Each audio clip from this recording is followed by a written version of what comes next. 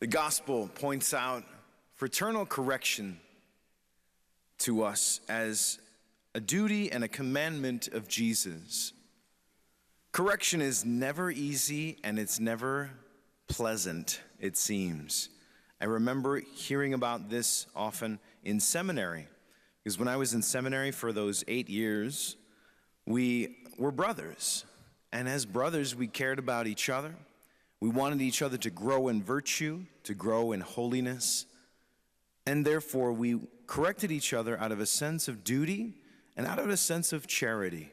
You know, I love you enough to say something that you're straying from the path that we're called to, or whatever it might have been. I remember offering some encouragement to a guy when I was in Rome. This one guy, I could tell that there was something going on. And so I took him aside and say, hey, you want to take a walk? So we took a little walk, and I corrected him on his sort of straying from the path, very gently, because you never know what somebody's dealing with. You never know exactly what's going on in their interior life, in their life with their family or extended family.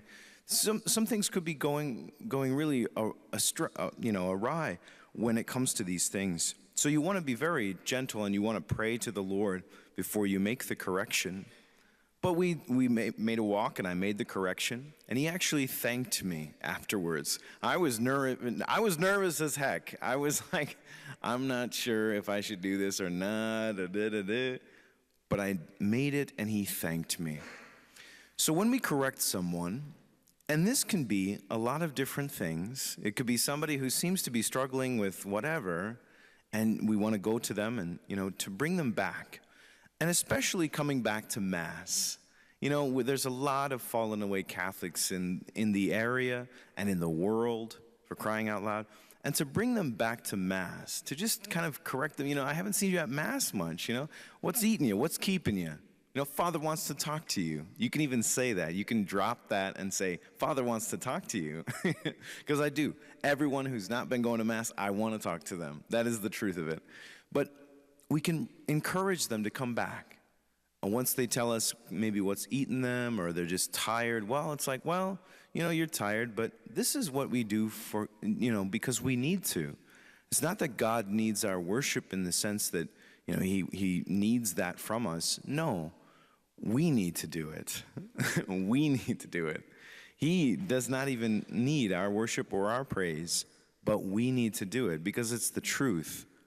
And, if we follow the truth and, conform our lives to the truth, then things fall in order in our life.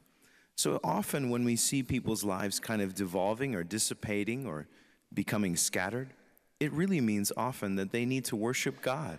They need to go back to the Lord and give him praise and thanks because Jesus wants them to be close to him. And that's the main emphasis that we should give to them, as well as our joy, because we want to show them joy primarily. That comes from God. Yes, life is sometimes a mess. That's okay. We just keep going and we invite Jesus into the mess. The light comes into the darkness, and the darkness will not overcome it.